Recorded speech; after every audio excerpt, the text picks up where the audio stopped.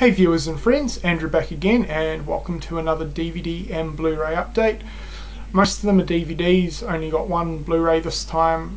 Most of them consist of movies from the 1980s. There's a few modern ones in here, and the majority, well, all of them except for one, are horror and slasher titles. So let's get into it. I've got a lot to get through. I've managed to watch the majority of the titles for this update too, so we'll be giving a little bit of my opinions on each of the movies, which is always good. So let's get into it. So all of these, apart from probably two or three, were blind buys, and yeah, I had a really fantastic order this time. Picked up quite a few from Amazon.com, and yeah, just a great bunch of titles. There was only three that I really didn't like for this update, so I'm going to talk about them first. The first one is When a Stranger Calls. This is the Australian release, kind of hard to come by now. This got recommended to me as part of slasher recommendations. No offense to the people that recommended it to me, I mean, we all like different movies. I thought it was absolutely terrible. I didn't enjoy this one at all. You know, I'm not a big fan when it comes to 70s horror. I just tend to not really like the pacing that much and find them a little bit too slow, and for the most part I think they are fairly dated. But that's just my opinion. But anyway, yeah, this was from the late 70s and it really shows in my opinion. I certainly wouldn't really classify this as a slasher, but yeah, I know a lot of people do like this movie, but I really didn't enjoy it at all. The second one is the only Blu-ray, and that's Dark Night of the Scarecrow. You know, I had pretty high hopes for this movie, considering a lot of people absolutely love it. It's a TV movie from the early 80s, and you know, I thought it sounded awesome, and I thought I was really going to like it. Wasn't the case at all. Didn't really get into this one. It's not terrible, but yeah, there's just something about it that I just didn't really get into this movie. But it does have a lot of fans, so if you haven't checked it out, you know, you could well like it, but I didn't. And the third one that I really didn't like is Something Wicked This Way Comes. This is sort of a kid and family themed horror movie from Walt Disney. I really haven't heard anyone mention it before, and probably for good reason. Well, at least in my opinion, this movie was absolutely boring. I didn't even finish it. I think I got about an hour into it and I just had to turn it off. Yeah, just really boring. Didn't like this one at all. So if anyone is interested in doing a trade with me for any of those three titles, just let me know. If not, that's fine. But yeah, I definitely won't be watching those three movies again, so if there's anyone out there that is interested in any of those, let me know. Alright, moving along, we'll get to the non-horror title, and that's Whitewater Summer, starring Sean Astin and Kevin Bacon. Another fairly under-talked about movie from the 80s. This came out a couple of years after The Goonies, which Sean Astin starred in that, obviously. This is kind of different to a lot of 80s sort of kid movies. It's set in the wilderness. Kevin Bacon plays an outdoor sort of wilderness instructor, and he takes a group of 4 teenagers, one of them Sean Astin, on like a wilderness trip, and a lot of things start happening. You know, he pushes the boys to their limits basically. A great coming of age sort of wilderness adventure movie, so if you haven't seen it, I would recommend it. Next up we have American Gothic, which is a rather underrated slasher from the late 80s. I'm glad to pick up this release. It is fairly rare here in Australia, this particular release. I know the American release is pretty common. Not enough people talk about this movie in my opinion. I'd never seen it before, never heard too many people talk about it. So glad I took the chance on this. Great little slasher. Not going to talk about it too much for this update, but I will be doing a separate review. In terms of similarity, it's kind of similar to Just Before Dawn. But yeah, I definitely recommend checking this one out. It's really, really good, and kind of different from a lot of your typical slashers, especially in terms of the characters and the overall storyline. Next up we have Meet the Feebles, which is another rather rare DVD. This now completes my Peter Jackson collection, so I'm pleased about that. I've yet to see the movie, so if you've seen it, let me know what you think of it. Next up is a double pack of Pet Sematary 1 and 2. This was cheap, it was only $10. Love the original movie, one of my favourite Stephen King adaptations, and the sequel is just simply a guilty pleasure of mine, so not bad. The next two movies I picked up for $4 each. They were both ex-rental titles at my local video store. The first one is The Plague with James Vanderburg from Dawson's Creek. It's been a while since I've seen this one. I've hired it a couple of times a few years ago and really did enjoy it, so glad to have it in my collection now. For anyone that hasn't seen it, I definitely recommend checking it out. It is pretty good for a modern horror, something a little bit different, and especially if you like your killer kid movies, it's well worth checking out. And the next one I picked up as the ex-rental is Dead End. This one's been on my Amazon wishlist for quite a while. It sounds absolutely brilliant. I'm yet to see it, so if you've seen it, please let me know what you think of it. And not an official pickup, but I came across this orange DVD case at the video store, and I really wanted it to display one of my Halloween DVD editions in. The video store attendant was good enough to swap the case out and let me have it for free, so it looks great. I think just something different in my Halloween collection. That's the disc, and then I printed out that photo card myself.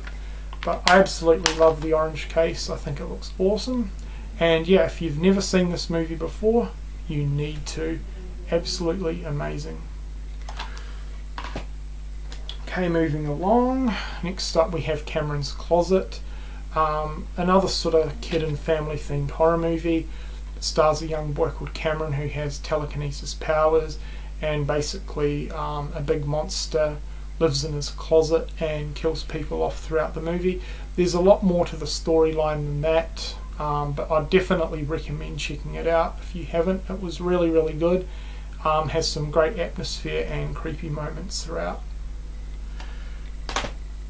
Next up is a classic that I'm sure everyone's seen, and that's The Witches.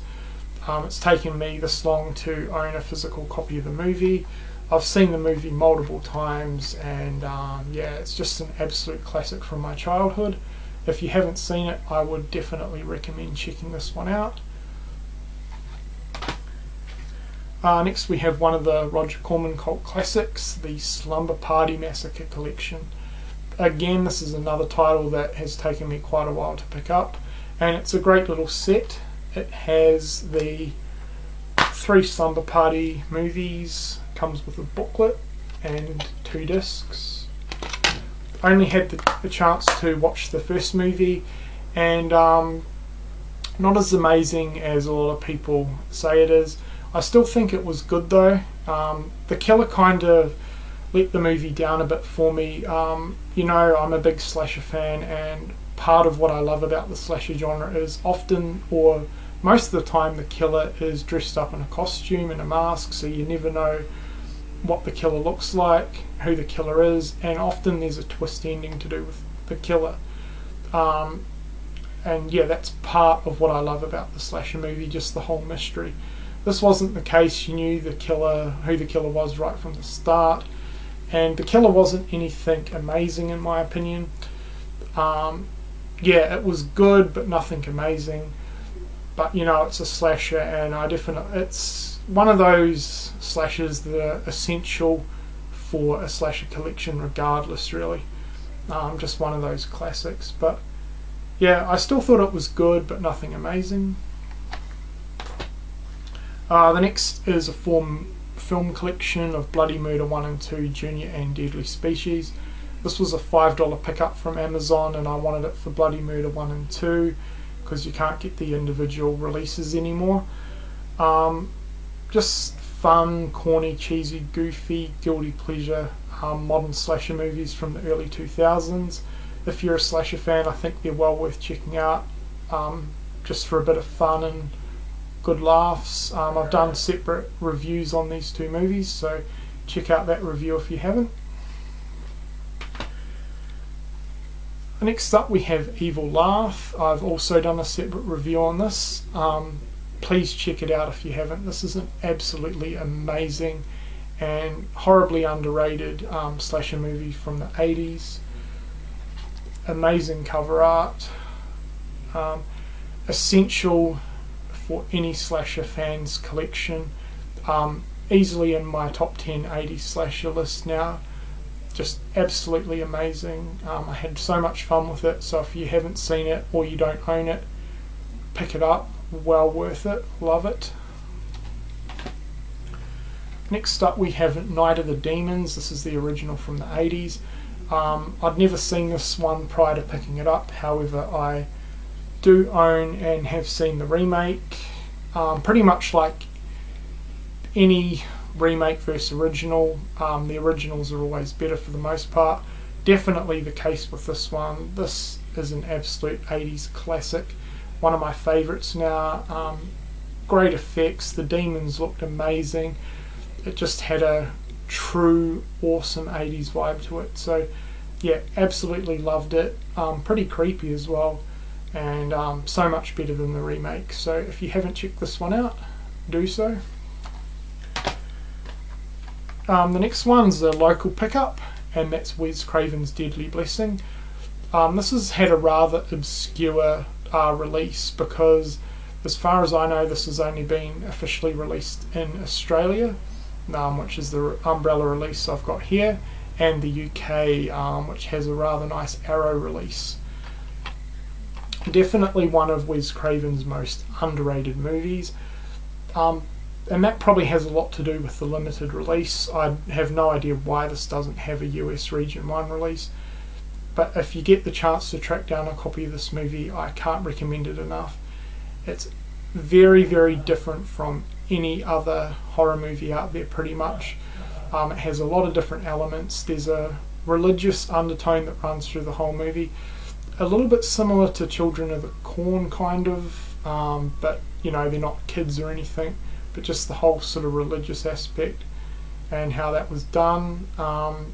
It also is supernatural elements, monster elements, especially towards the end, and of course slasher elements. Best way to describe this would be a supernatural slasher movie. Very, very good, and really, really creepy. So, you know, this is well worth checking out. Definitely one of Wes Craven's more underrated movies. So yeah, if you get a chance to track down a copy, please do so. Well worth it. Great movie. And the last movie of the update is the pick of the bunch, and that goes to The Blob, the 80s remake. First time seeing this movie last week. I've actually watched it a couple of times over the weekend. Really, really enjoyed this one. Just a ton of fun. Something different from a lot of other horror movies that I've been watching lately. Yeah, just absolutely loved it, especially the gooey, oozy, slimy blob. That looked incredible, and some of the most amazing kills and effects that I've seen from an 80s horror movie. You know, limbs get ripped off, people get shoved down kitchen sinks and just, you know, absorbed by the blob. It's just absolutely amazing. Fantastic movie. Again, got a great 80s vibe to it. Haven't seen the original. I definitely want to check that out now. But yeah, definitely the movie of the update and one of my all-time favourite 80s horror movies now. So if you haven't checked it out, I highly recommend it. Loved it. So that's it for this update. I hope you guys have enjoyed it, and thanks a lot for watching.